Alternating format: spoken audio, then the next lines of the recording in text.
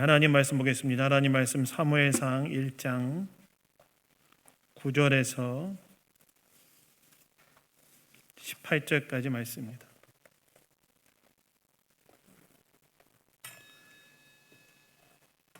사무엘상 1장 9절에서 18절까지 말씀 다시 하셨으면 저와 교독하도록 하겠습니다. 그들이 실로에서 먹고 마신 후에 한나가 일어나니 그때 제사장 엘리는 여호와의 전 문설주 곁 의자에 앉아 있었더라.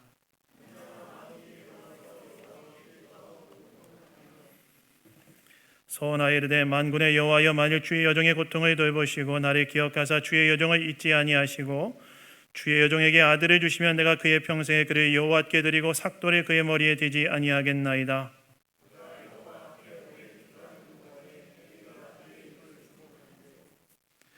한나가 속으로 말하며 입술만 움직이고 음성은 들리지 아니하므로 엘리는 그가 취한 줄로 생각한지라.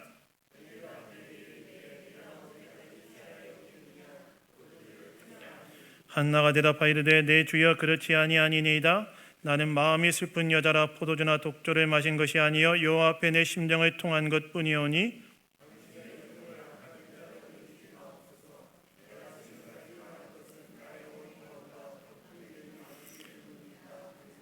엘리가 대답하여 이르되 평안히 가라. 이스라엘의 하나님이 내가 기도하여 구한 것을 허락하시기를 원하노라 하니 이르되 당신의 여종이 당신께 은혜를 입기를 원하나이다 하고 가서 먹고 얼굴에 다시는 근심빛이 없더라. 아멘. 아멘. 우리 인생의 전환점이란 제목으로 하나님 말씀 나누기 원합니다. 여러분, 우리가 인생을 살아가다 보면 고통스러운 현실 앞에 놓일 때가 있습니다. 오랜 시간 나를 괴롭게 하는 삶의 문제 앞에 우리가 놓일 때가 있다는 것입니다. 그런 인생의 고통 앞에 오랜 시간 놓이게 되면 그러한 우리의 인생의 새로운 반전, 즉 그 고통을 역전시키는 새로운 전환점이 내 인생 가운데 있었으면 좋겠다 하는 그런 마음이 들죠. 오랜 시간 고통 앞에 딱 내가 내 인생에 놓여 있으면 이 고통을 새롭게 하는 새로운 반전이, 새로운 전환점이, 새로운 터닝 포인트가 내 인생 가운데 딱 왔으면 좋겠다 하는 그런 마음이 우리가 든다는 것입니다. 그렇다면 우리는 고통 가운데 있는 내 인생의 전환점을 어떻게 마련할 수 있는가?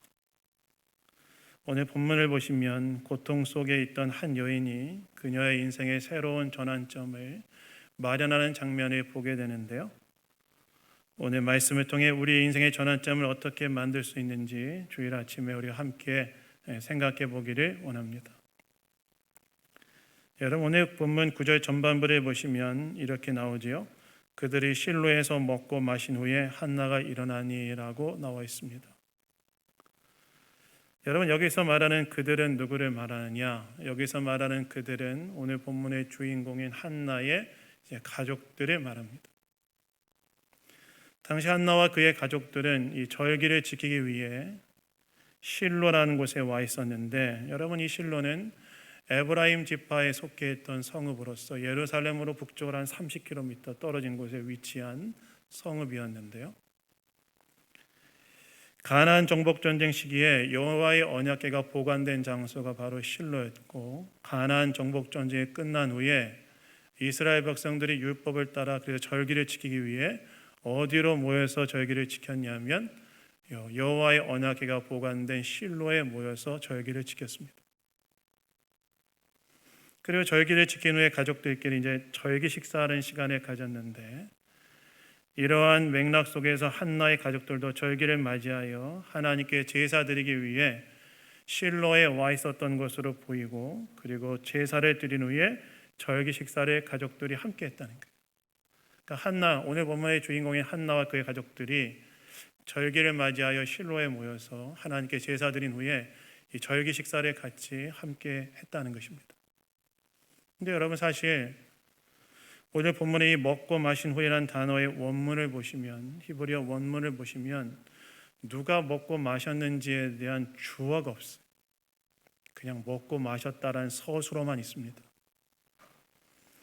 그러나 오늘 본문의 주인공인 한나가 먹고 마신 후에 일어났던 구절로 미뤄보아 이 먹고 마신 사람들은 한나의 가족들이 절기 식사한 것이었음을 우리가 유추할 수 있는데, 그런데 여러분, 사실 여기서 말하는 그들이 한나의 가족들이 먹고 마신 것이었지만 한나는 먹지 않았던 것을 보여요. 절기 식사를 다 같이 했는데 한나는 먹지 않았다는 거예요. 왜냐하면 18절 후반부를 보시면 뭐라고 나오죠? 한나가 가서 먹고 얼굴에 다시는 근심빛이 없더라라고 나오는데, 이것은 뭘 말합니까? 한나가 먹었을 때는 오늘 본문의 사건이 일어난 후에 먹었다는 것으로 구절에 먹고 마신 그들의 한나는 포함되지 않았다는 거예요. 그러니까 절기를 지키기 위해 실로에 와서 하나님께 제사를 드리는 후에 가족들에게 절기 식사를 하는데 한나는 먹지 않았다는 거예요. 여러분, 사실 당시 절기 식사는 가족들 간의 그 애정과 우애를 누리는 자리로서 풍성한 음식이 마련된 식탁이었어요. 우리도 설이나 추석 같은 명절에 온 가족이 모였을 때 먹는 음식이 훨씬 더 풍성하지 않습니까? 그렇죠. 여러분, 남편분들 집에서 아내가 뭐 해줍니까, 아침에? 아내가 안 해준다. 충격적인 얘기인데요. 뭐 약간 안 하는 것보다 명절 때 많이 먹잖아요.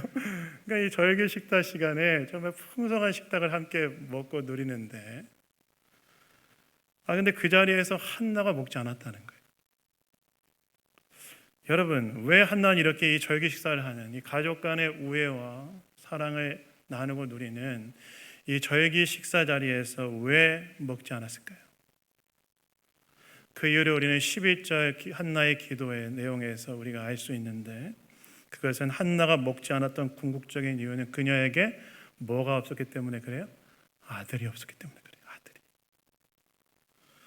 여러분, 이것을 이해하기 위해서는 당시 한나가 속해 있던 가족 상황에 대한 이해가 필요한데, 여러분, 당시 한나는 남편인 엘가나와의 사이에서 자녀가 없었습니다. 그러니까 엘가나와 결혼한 후에 자녀가 있어야 되는데 자녀가 없었어요. 여러분, 고대 이스라엘 사회에서 결혼한 여자가 자녀가 없다는 것은 그녀가 가정에서 그 지위가 굉장히 취약한 상태에 있었음을 의미했어요. 그래서 결혼한 여자가 자녀가 없으면 어떻게 될 수 있냐면, 심하면 남편에게 버림받거나 가정에서 추방당할 수 있어요. 그러니까 자녀가 없던 한나는 가정에서 굉장히 취약한 지위에 있었다는 거예요. 반면에 엘가나의 또 다른 아내인 여자가 있었는데 그 여자 이름이 뭐였죠? 분니나였는데, 여러분, 분니나란 이 이름의 뜻이 뭔지 아십니까? 분니나란 이 이름의 뜻은 다산이라는 뜻이었어요. 그녀의 이름에 걸맞게 그녀는 다수의 자녀들을 두었습니다. 그러니까 분니나는 엘가나의 가정에서 굉장히 그 지위가 아주 흔들리지 않은 지위를 가지고 있는 여자였다는 거예요. 근데 여기에 이제 문제가 있었어요. 어떤 문제가 있었냐면, 여러분, 가정의 문제는 주로 누구로부터 시작되죠? 어떤 분이 음성으로 말하지 않고 남편 이렇게 얘기했는데 가정의 문제는 주로 누구에서부터 시작되냐? 남편으로부터 시작되는데 여기도 남편으로부터 시작됐어요. 이 한나의 남편, 분이나의 남편이 엘가나가 어떻게 했냐면, 이렇게 한나는 자식이 없고 분이나는 자식이 많은데 어떻게 했냐면, 절기 때 와가지고 제사를 드리고 난 후에 제사자들의 목소리로 돌아가는 그 제물의 분깃의 2배를 한나를 훨씬 더 사랑해서 어떻게 하냐면, 그 분이나에게 줘야 될 분깃의 2배를 한나에게 줍니다. 여러분, 이렇게 했을 때 이 분이나의 마음이 어땠을까요? 같은 아내고 나는 자식들을 굉장히 더 많이 낳아주었는데 나보다 한나에게 2배 분깃을, 재물의 분깃을 더 주는 것을 분이나가 본다면 분이나가 여러분 어떤 마음이 들었겠습니까? 자식을 낳아준 건 난데 자식 없는 저 한나에게 내가 받은 복의 2배를 줘?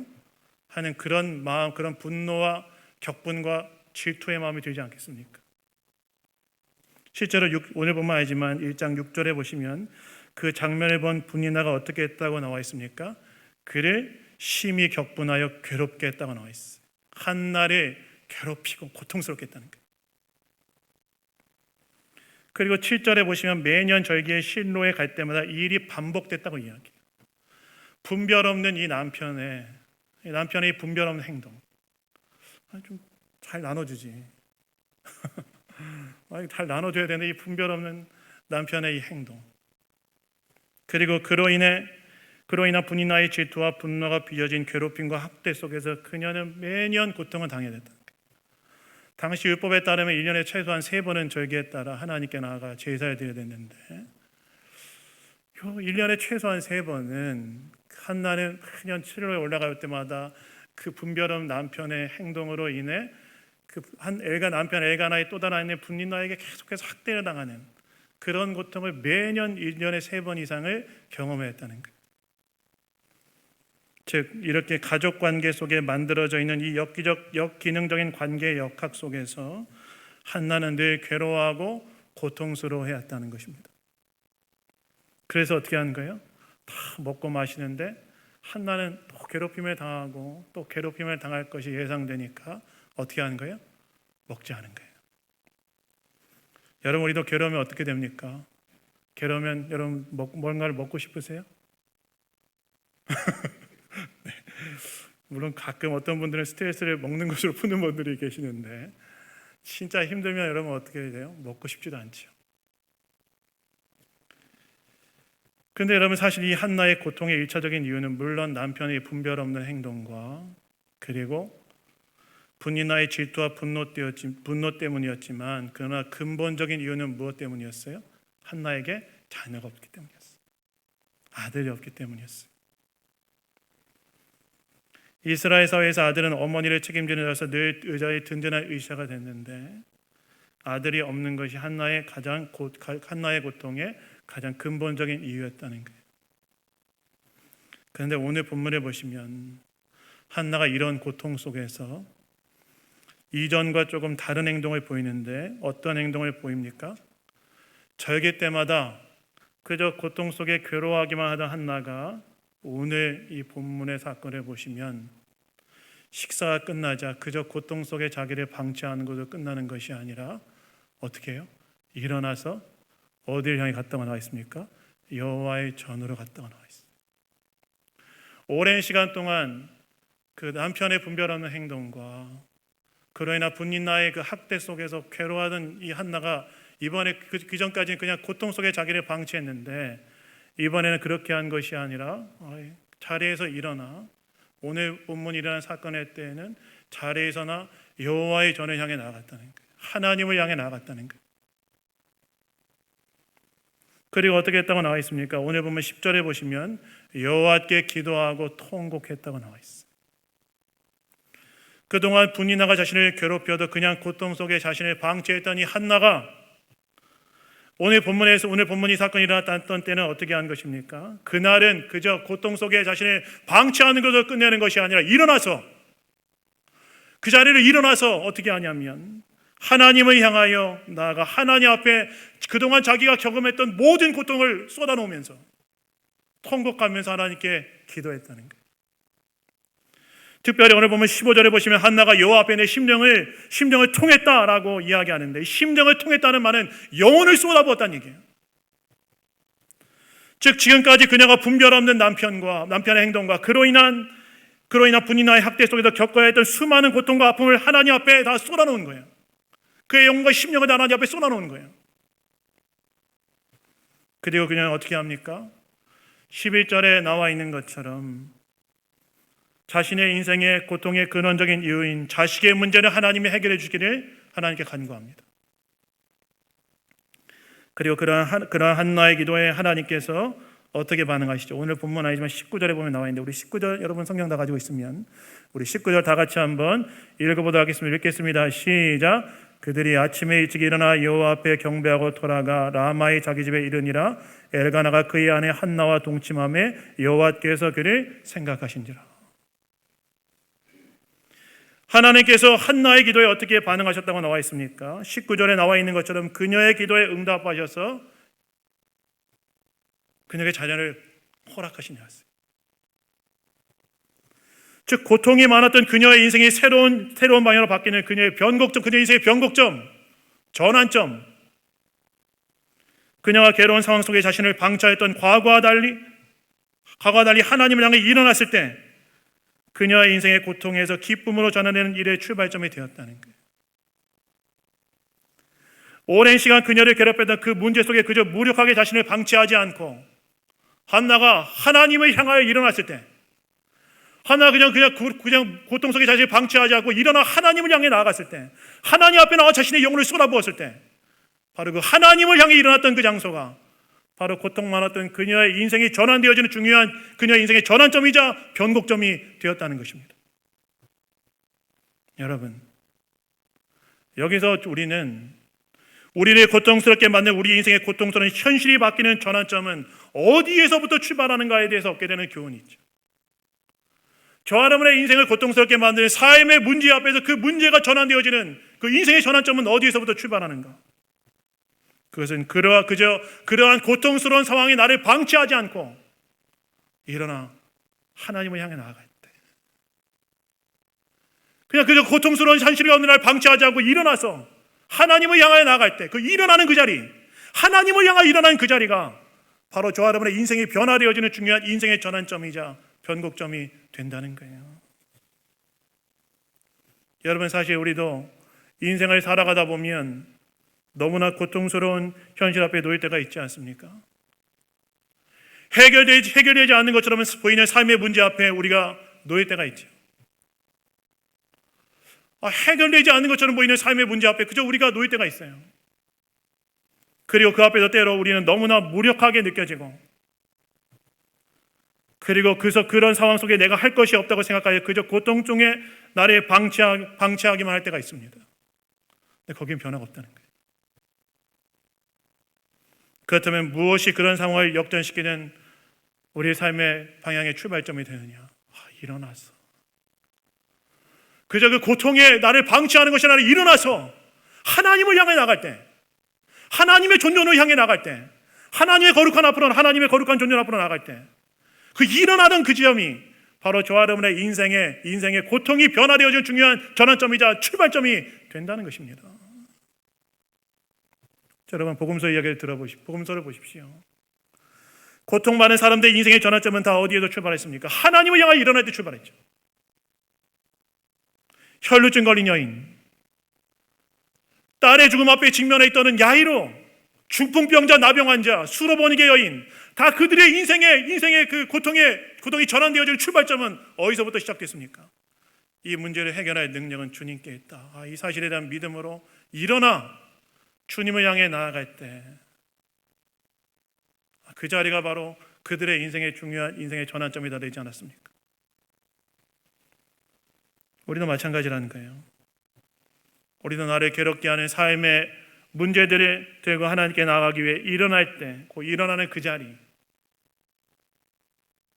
바로 저와 여러분의 인생의 중요한 고통스러운 우리의 인생을 변화시키는 중요한 전환점이자 변곡점, 삶이 이렇게 벗겨지는 변곡점이자 출발점이 된다는 것입니다. 여러분이 하나님께 나아가는 것이 우리 인생에 바뀌는 중요한 출발점이 될까요? 그것은 바로 하나님께서 어떤 분이시기 때문에 그래요? 하나님께서 이 땅의 진정한 주권자이시기 때문에 그렇죠. 사실 여러분, 오늘 본문은 알지만 전문맥인 5절에 보시면 한나가 임신하지 못했던 이유가 무엇 때문이었습니까? 5절에 보시면 한나가 임신하지 못했던 이유가 하나님께서 그녀의 임신을 허락하지 않으셨기 때문에 그래요. 그리고 오늘 보면 19절에 보시면 한나가 임신하게 된 이유는 무엇이었습니까? 하나님께서 그녀가 임신할 수 있도록 허락하셨기 때문에 그래요. 왜 하나님께서 한나를 임신하지 못하게 하셨는가? 모르겠습니다, 정확하게. 다만 이스라엘 역사라는 큰 역사적 맥락에서 봤을 때 한나의 부림은 당시 영적인 부림 상태인 사사시대 말기를 상징하는 것이었고, 한나의 출산을 통해 탄생한 사무엘이 영적으로 어두웠던 시대를 뚫어갈 그런 사람이었기 때문에, 그 가운데 주시기 위한 교훈이 있었기 때문에 한나의 임신을 허락하지 않았을 것으로 추정할 뿐입니다. 그러나 정확히는 모릅니다. 그러나 한 가지 확실한 것은 그녀의 임신과 출산은 철저하게 누구의 주권 아래 있었다는 거예요? 하나님의 주권 아래 있었다. 즉 하나님께서 그 문제의 유일한 해답이 되셨다는 거예요. 다시 말해서 그녀의 인생을 근본적으로 전환시킬 수 있는 능력은 하나님께 있었다는 거예요. 마찬가지로 우리 인생도 밑바닥 가운데 있을 때 그것을 뒤집을 전환점은 그러한 능력 계신 하나님께 있다는 사실을 알고 하나님께 나아가는 것이 우리 인생에 바뀌는 중요한 전환점이 된다는 것입니다.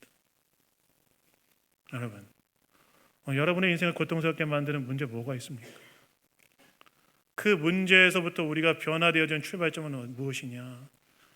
거기에 날 방치하지 않은 거예요. 그저 고통 속에 나를 방치하지 않은 거예요. 고통 속에 원망과 불평 속에 나를 방치하지 않은 거예요. 오히려 일어나.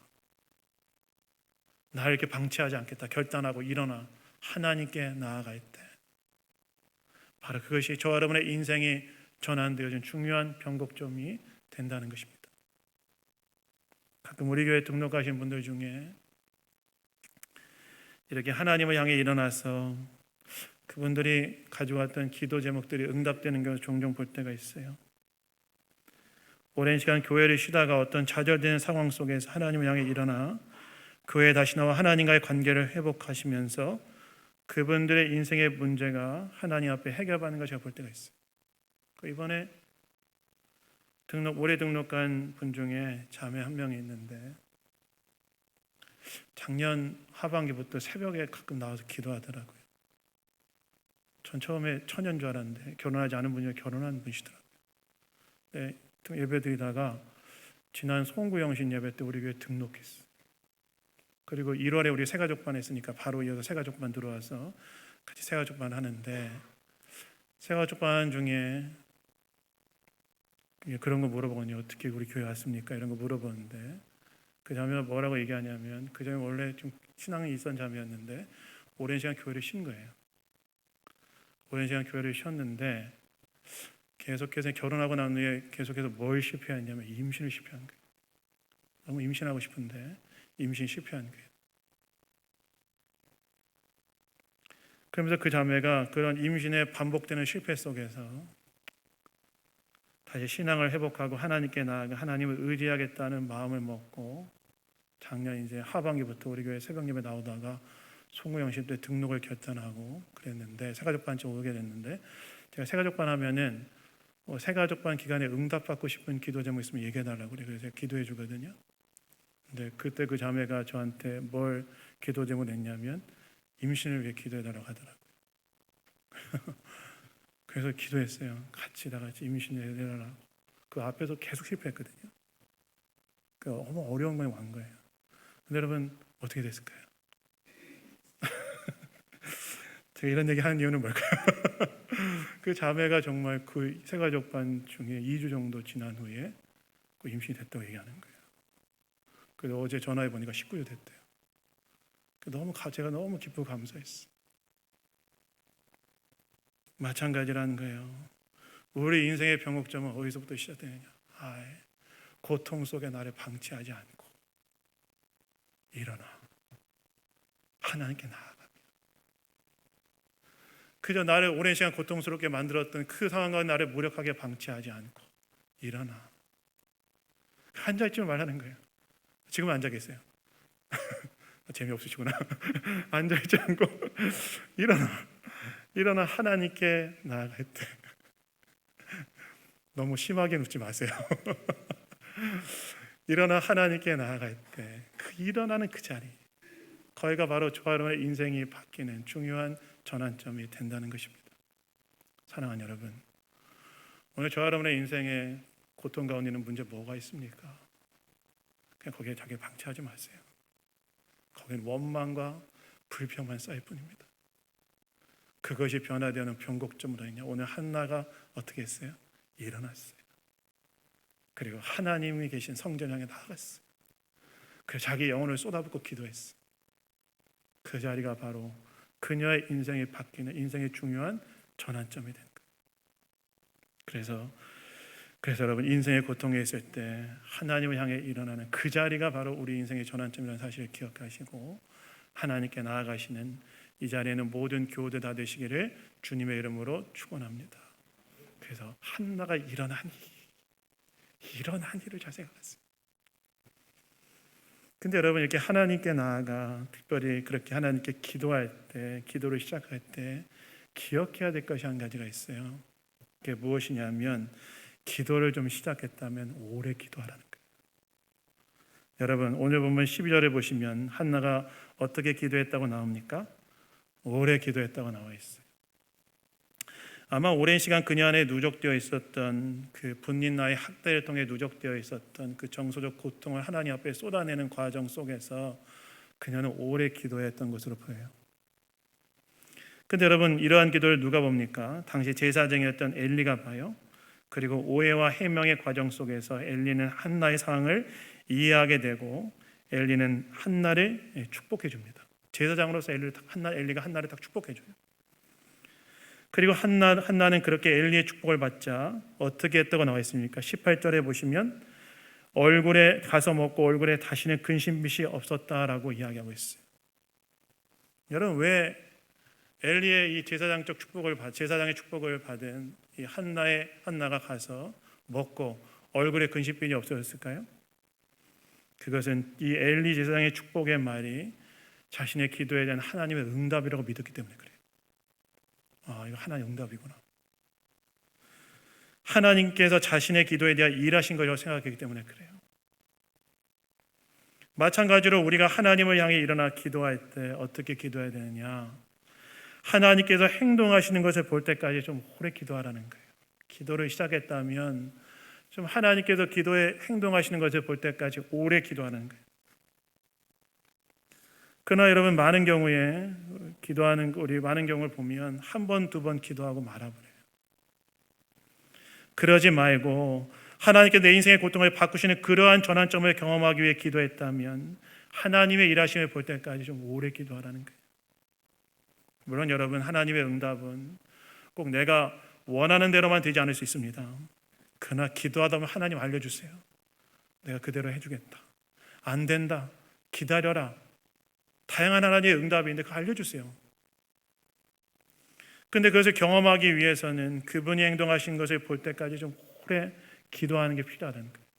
여러분 이삭이 그의 아들이었던 야곱과 에서와 야곱을 얻을 때까지 몇 년 기도한 줄 아십니까? 요즘 매일 성경 창세기 묵상하신 분들은 딱 얘기하면 알아차릴 텐데 몇 년 기도했을까요? 누가 뭐라고 얘기하시는 게 조금씩 들리기 시작하는데 이삭이 그의 아들이었던 에서와 야곱을 얻을 때까지 몇 년 기도할 것 같으세요? 몇 년 기도했을까요? 1년, 2년, 20년 기도했어요. 마흔에 결혼했는데 리브가 임신 못하니까 그때부터 이삭이 기도하는데 이삭의 기도에서 이 에서와 야곱을 얻었던 나이가 몇 살이었다고 성경에 기록되면 60이었다고 나와 있어요. 20년 기도한 거예요. 그 구절이 우리가 짧게 지나가기 때문에 한 20년 기도했고 얼마 기도했나 보다 이렇게 넘어가는데 굉장히 오래 하나님 앞에 기도한 거예요. 왜 하나님께 이렇게 길게 기도하게 하셨을까? 제 개인적인 생각으로는 아마 하나님께서는 이 이삭으로 하여금 하나님의 약속과 모순되어진 이 현실을 품으면서 그의 신앙을 성숙시키시는 과정이었던 걸 보여요. 하나님께서 아브라함에게 무슨 약속을 주셨죠? 이삭에서 난 자라 니시다. 하나님 주신 약속이에요. 이삭도 이 약속을 알고 있었을 거예요. 근데 보이는 현실이 어때요? 20년 동안 자식이 없는 거예요. 이 약속과 이 현실의 모순 속에서 이걸 기도로 품어내면서 아마 이삭의 믿음을 성장시키기 위해서 하나님께서 그런 과정을 허락하신 것으로 보이는데 어쨌든 그도 어떻게 한 거예요? 오래 기도했어요. 우리가 우리 인생의 전을 놓고 하나님을 향해 일어나다가 기도하기 시작했다면 어떻게 하는 게 필요한 거예요? 오래 기도하는 게 필요하다는 거예요. 하나님의 행동하신 것을 볼 때까지 오래 기도하는 게 필요하다는 거예요. 제 인생에서 오랜 시간 하나님 앞에 붙들고 기도했던 제목이 하나 있어요. 한 7년 넘게 기도했어요. 너무 하고 싶은 일이 있었는데 그래서 하나님께 새벽마다 나와가지고 7년 동안 하나님 저 이거 하고 싶습니다. 이거 아주 해결해 주세요. 기도했어요. 근데 그 정말 하려고 마음을 먹고 행동을 하려고 하면 정말 진짜 특별한 일이 있었는데 마음을 먹고 행동하려고 딱 하면 전국에도 전화가 오는 거예요. 심지어 어디서부터 오냐면 평소 전화하지 않았던 중국에 가 있는 이제 중간에 이제 친구 목사 선교사로가 있었는데 그 친구한테 전화 와서 뭐라고 하냐면 지금은 할 때가 아니다. 계속 저한테 전화가 오는 거예요. 그거 하면 안 된다 이러는 거예요. 근데 너무 제가 하고 싶어서 포기하지 못하고 기도하는데 한 7년 정도 기도하다가 오늘 새벽에 이런 마음이 들더라고요. 이게 하나님의 뜻이 아닌데 뜻이 아니고 내 욕심인데 내가 이것을 정직하게 직면하지 않고 그래도 하고 싶다고 하나님께 기도해왔던 게 아닌가 이런 생각이 딱 들면서 7년 만에 제가 처음으로 하나님께 뭐라고 기도했냐면 이렇게 기도했어요. 하나님, 하나님 뜻 아니면 제가 내려놓겠습니다. 제가 포기하겠습니다. 그렇게 기도해서 처음 기도했어요. 근데 그렇게 그날 참 특별한 일이 있었는데 가끔 제가 하나님께서 특별한 은혜 주시가 있는데 그렇게 기도하고 새벽에 이제 뭐 6시 좀 넘어서 이제 새벽 예배 끝나고 딱 기도하고 나와서 이렇게 본당에 내려와서 교회 문을 알고 탁 나가려고 하는 순간에 전화가 왔어요. 그 새벽에 누구한테 전화 왔냐면 그 교회 나이 많으신 기도 많이 하시는 우리 권사님한테 몸이 아프셔가지고 이제 새벽에는 못 나오시는 권사님한테 전화가 왔는데 그 새벽에 이분이 이 새벽에 나한테 왜 전화하지? 전화하는데 그분이 전화를 하셔가지고 저한테 첫 번째 했던 말이 아직도 잊혀지지 않는데 그분이 저한테 뭐라고 얘기했냐면 이렇게 얘기하시더라고요. 목사님 많이 힘드셨죠? 정말 수고 많으셨습니다. 하나님이 좋은 길로 인도해 주실 겁니다. 그렇게 얘기하시더라고요. 사실 제가 그분한테 뭘 얘기한 적도 없어요. 아무 말도 하지 않았는데 제가 딱 문을 열고 나오는데 이렇게 그날 제가 포기해서 하나님 제 7년 기도했죠. 이거 내려놓겠습니다. 그 문을 탁 열고 나왔는데 문을 여는 그 순간에 전화가 온 거예요. 근데 그분이 저한테 목사님 수고 많으셨죠? 수고 많이 하셨습니다. 하나님 좋은 길로 인도해 주실 겁니다. 제가 그 얘기 듣고 제가 약간 당황해서 무슨 말인지 모르겠지만 일단 감사합니다. 전화를 딱 끊었어요. 전화를 딱 끊고 제가 그때 어떤 생각이 들었냐면 하나님 내 기도 들으셨고 또 이렇게 또 말 격려해 주신 내가 그 포기한 거 격려해 주시는구나. 제가 그걸 깨달았어요. 즉 하나님께서는 어떤 분이시라는 거예요? 우리의 기도를 들으시고 계시는 분이라는 거예요. 들으시는 분이시라는 거예요. 때가 되면 우리의 가장 알맞은 방법으로 역사하시는 분이 하나님이시라는 거예요. 그 하나님의 행동하심을 믿고 기도를 시작했다면 좀 오래 기도하라는 거예요. 한 번, 두 번 기도가 끝나는 것이 아니라 하나님을 붙들고 오래 기도하라는 거예요. 요즘 보니까 수요예배 금요기도에 나오시는 분들의 숫자가 많아졌더라고요. 잘하시는 거예요. 그게 다 기도하는 거예요. 혼자 기도하기 어려우면 공동체로 나와서 기도할 때 내 개인 기도장을 붙들고 기도하는 거예요. 그 시간 드리잖아요. 그래서 여러분 우리 인생의 전환점은 하나님께 나아갈 때 시작된다는 사실을 기억하시면서 하나님께 나아가 기도하시되 한나가 어떻게 했어요? 그냥 고통 속에 자신을 방치한 게 아니라 어떻게 했어요? 한나가 일어나. 이번에 지금 생각하셔야 돼요. 한나가 어떻게 했다고요? 앉아있지 않고 어떻게 했다고요? 일어났다는 거예요. 일어나. 그리고 어디를 향했어요? 하나님께 나아가 기도한 것이 그녀의 인생의 중요한 전환점이 됐던 것처럼 여러분 하나님께 나아가 기도하실 때 하나님께서 행동하시는 것을 보실 때까지 기도하심을 통하여 저 여러분의 인생을 새롭게 바꿔가시는 하나님의 큰 은총을 경험하는 이 자리에 있는 모든 교우들 다 되시기를 예수님 이름으로 축원합니다. 여러분 하나님 살아계십니다. 하나님 살아계십니다. 네. 하나님 우리의 기도를 듣고 계십니다. 그리고 우리의 인생의 진정한 전환점은 고통 속에 나를 방치하는 것이 아니라 일어나 하나님께 나아갈 때 그 자리가 우리 인생의 전환되는 중요한 변화의 장소가 됩니다. 오늘 여러분의 인생을 고통스럽게 만든 문제 뭐가 있습니까? 하나님께 일어나 나아가심을 통하여 우리 인생의 새로운 반전의 터닝 포인트를 만드시는 이번 한 주 저와 여러분의 삶이 다 되기를 예수님 이름으로 축원합니다. 잠깐 우리 기도하겠습니다. 하나님 감사합니다. 오늘도 말씀을 통해 우리에게 이야기해 주시니 감사합니다. 우리가 고통의 상황 속에서 우리 인생의 전환점이 바로 하나님을 향하여 일어나는 것임을 기억하고 그저 고통 속에 나를 방치하지 않고 하나님을 향하여 일어남으로써 내 인생의 방향을 새롭게 하시는 하나님의 능력을 경험하는 자들 다 될 수 있도록 역사하여 주시옵소서. 모든 것 주님께 맡겨드리며 우리를 구원하신 예수 그리스도의 이름으로 기도드렸습니다.